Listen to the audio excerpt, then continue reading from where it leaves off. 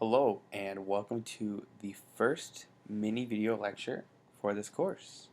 Today we're going to be talking about the concepts found in chapters 1 and 2, and you're going to find that these online lectures are really pretty brief and maybe overly simplistic, but I want to have kind of some verbal interaction with you. So you're hearing my voice. Hopefully by now you know who I am. My name's Phil Wagner. I'll be your instructor this semester.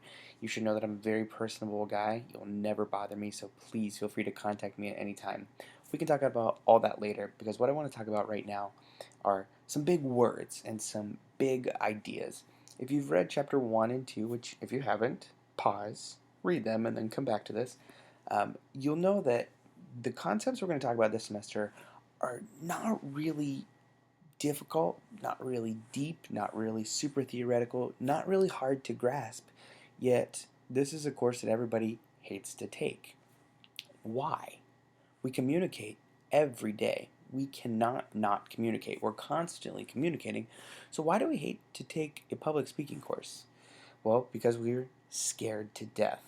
And maybe that's good because the word communication that you see in front of you is a huge word which has huge meaning in all of our lives. If you've read chapter 1, you know that there's a big historical significance to not only the idea of communication, but even the study of communication. This isn't something new, this is something that dates back to eras and eras and eras ago. Above all, I really want you to think about the importance of communication, whether you think of it as a discipline or a skill set.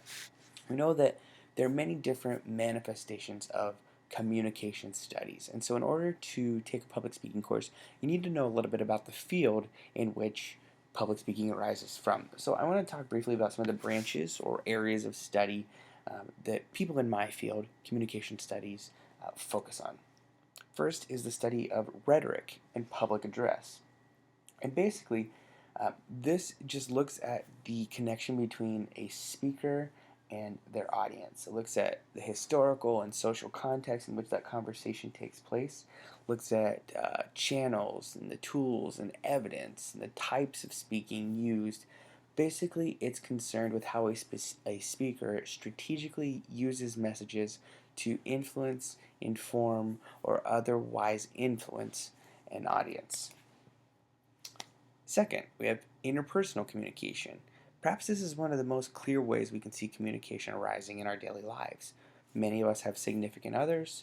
You have a family, you've got friends, you've got social groups that you're a part of. We use communication to help build, help maintain, and help grow relationships. Thus, it's important to think about the importance of communication as a study and as a discipline, which kind of interrogates interpersonal communication endeavors. Third, we've got organizational communication, which is basically the study of how people communicate within or between organizations. Looks at supervisor and subordinate relationships, looks at organizational culture, organizational climate, leadership, harassment, discrimination, and a host of other variables. We know that we use communication constantly in organizational settings, so it makes sense to be its own separate field. Then we've got intercultural communication, or sometimes known as cross-cultural communication, which is basically the study of how people from different cultures, from different people groups, from different nationalities, different walks of life, different ideologies, communicate with each other. And I don't want you to think of intercultural communication as just race, right? It's easy to simply reduce it to that it's maybe how black people communicate with white people. And yes, that is intercultural communication, but it goes so far beyond that as well. We have a host of cultural variables. Yes, our skin color is one, but our faith is another, our ideology is another, our sexuality, our gender, our ability, our socioeconomic status, those are all cultural variables. So even intercultural communication explores even how people from a lower class status communicate with those in higher power, or those who are gay communicate with those who are straight. It's a very, very in-depth study of the micro nuances of our cultural identifications and how that influences our communication between others and among others who are different and the same as us. We've also got legal and political communication. Sometimes these are looped together, sometimes they're separated, but basically this looks at the role of communication in political and legal systems. So it can be as simple as looking at lawyer and client relationships. It can be looking again at public address. Sometimes it crosses over into that. It can be looking at the um, public attitudes towards political involvement. It could be a host of things related to the themes of legality and politics. We've also got health communication, which is, as you can imagine, the study of how communication manifests and influences healthcare and professional healthcare context or healthcare promotions. Sometimes this is done by the study of advertising and health promotion. Sometimes it's done by actually studying doctor-patient communication. It really just depends. We've also got family communication. Again, you're likely a part of a family. This goes a little bit one step beyond interpersonal communication. It looks at the family unit as a whole. It looks at the complex, mindful, and creative and invitational communication styles with attention to diversity as well as specific aspects of intercultural elements that make up the family. Then, much like this class, we've got public speaking, which again is kind of stemming over into rhetoric and public address, but really focuses on how speakers use language to influence audiences. And then we've got gender and communication, which is another huge thing. You have a gender. Now, you may not identify with anybody on the screen. You may not identify as male. You may not identify as female. You might identify as something in between or something other, and that's fine. But gender communication recognizes that gender, or the way that we identify our gender, influences how we communicate. As a man, I likely communicate differently than a woman. There are some research studies that prove that, some that invalidate that. This area of communication studies, gender communication, also focuses on LGBTQ identities, transgender identities, and how those influence our communication styles. But no matter what the specific area of study, in each of these fields of communication studies, ultimately something manifests, and that is a specific set of skills. And if you've read chapter 1, you know that communication skills are some of the most sought after skills in the corporate world. There's almost nothing you can't do with a comms degree. It's a wonderfully diverse degree. But whether you're a comms major or not, you can do a lot with a very refined, very excellent set of communication skills. So that's what this class is about. So if you fast forward to chapter 2, you know that there are many different contexts of communication, or contexts in which communication occurs. You've got intrapersonal communication, which is inside of us. It's our thought processes. You've got intercommunication, which occurs in smaller groups. Might be between me and one other person. Might be between me and 5 other people. You've also got public communication, which occurs with a much larger audience. And you've got mass media, which are typically electronic. Think of social media, YouTube, Facebook, Twitter, ways of getting a message out to a broad audience using alternative means. The textbook mentions communication processes, and I want you to think of the communication process occurring ultimately in a greater overarching situation. There's always a situation in which communication occurs. For this class, the class is the situation. However, if you're giving a speech for your job, the situation there is going to dictate how that communication encounter moves forward. So always think of your communication as occurring within a situation. The textbook lays out a model, and it says that for any communication encounter, there has to be a speaker or sender. On the flip side, there has to be a listener or a receiver. Now, this is not necessarily true in intrapersonal communication encounters, but for the rest, it is. The speaker sends a message to the listener or receiver, and they do so using a specific channel. Now, a channel is simply the means by which you get a message across. So right now, the means I'm getting my message across is, number 1, my voice, number 2, my computer. So that channel influences the quality of communication. If I were to be typing everything I'm saying out and sending it to you on D2L on a blog post, that would have a different meaning. It would resonate differently with you. So the channel is something we must always consider. In this class, you're going to be giving all your speeches online. The channel you're doing that is online video software. Thus, the effect of that channel is going to be a little bit different. You might have a little bit different learning outcomes than somebody who's taking this class in a classroom. My job is to make sure that you get the same set of skills, if not better skills, but still you can see how the channel might influence things. So it doesn't just involve a message from a speaker to a listener. Actually, this is a process. So the listener will send a message back, and it cycles on and on and on. After that first message goes forth, we then call this feedback, and it occurs on both sides. Now, communication breakdowns happen, and this is where the idea of noise comes in. We've got two different types of noise. We've got interference or mechanical noise, or semantic noise.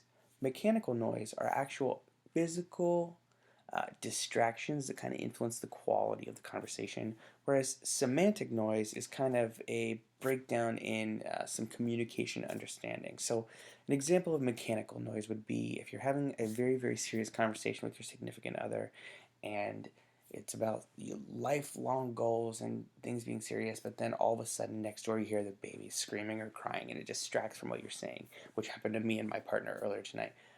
That's mechanical noise. It's something that comes in, is a physical hindrance to the quality of the conversation.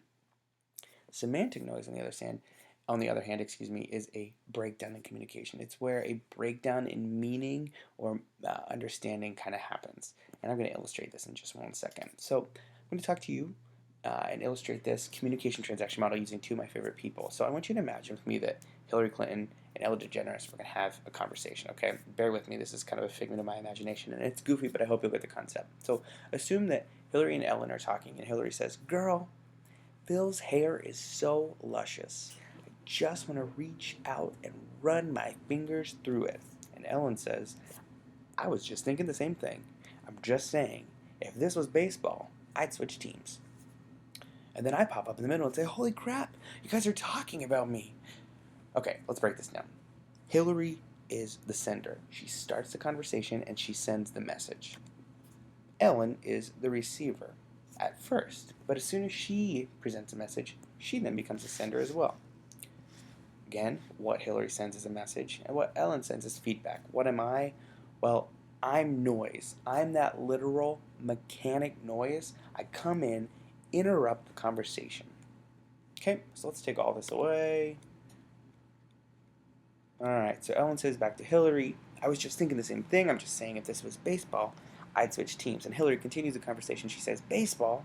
Girl, get it together. I'm talking about Phil."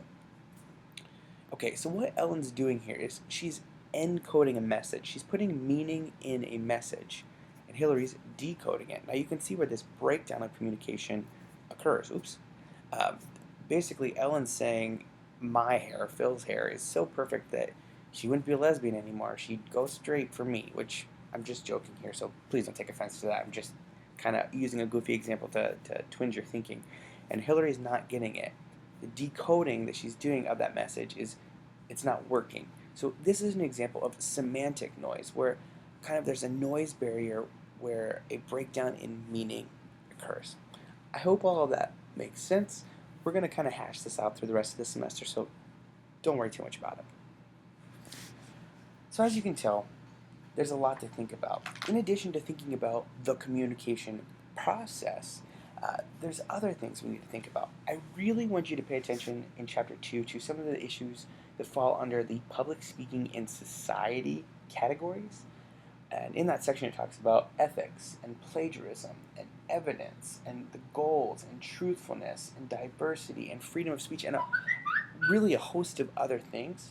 There's a lot to think about, but I don't need to reiterate it. I think the textbook does a fantastic job of kind of hammering those points home. Please take that information very, very, very seriously. So, one more thing I want to talk about is the fact that this is an online speech class. And so there are things you need to know. In Chapter 2, it talks about communication apprehension. A lot of studies have proven that students who have a higher volume of communication apprehension try to seek out public speaking class online.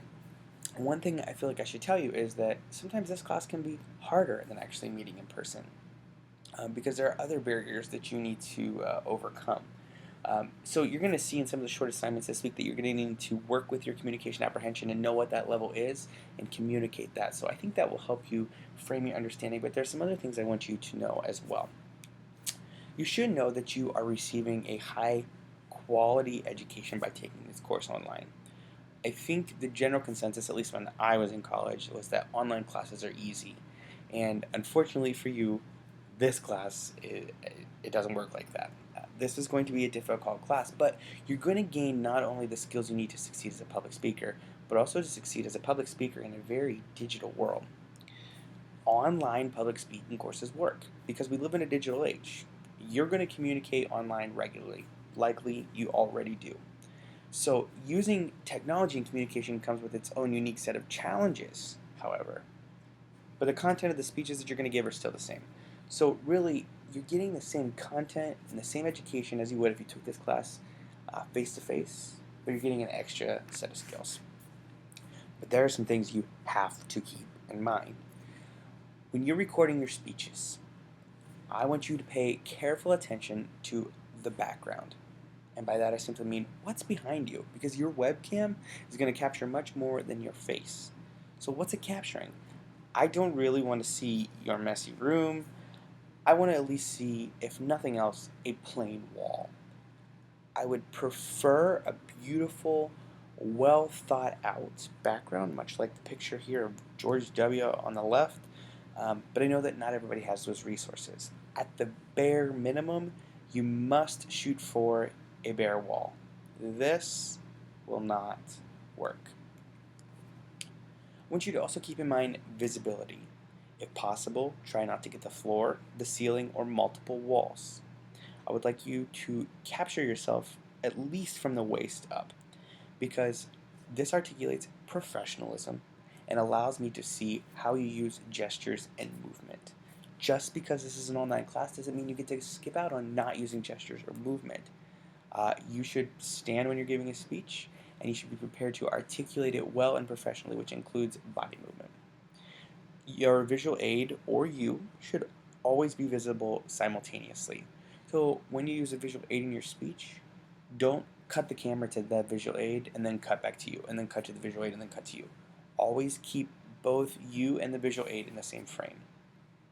If audience members are required, and I will let you know specifically if and when they are, your videos should pan the room to show their presence before a speech begins. Note that this will influence your grade if you do not follow this instruction. I want you to remember to do not be afraid to move. This is part of the speech process. Always consider and test your lighting. Make sure that I can see you, make sure that you're visible, and that your overall presentation is professional. This is not a broadcasting class. I want to articulate that loudly and clearly. However, I still want you to pay close attention to the quality of the recording. You should also keep in mind audibility in addition to visibility. Test your sound. If you don't test your lighting, we might be able to work around that, but please test your sound.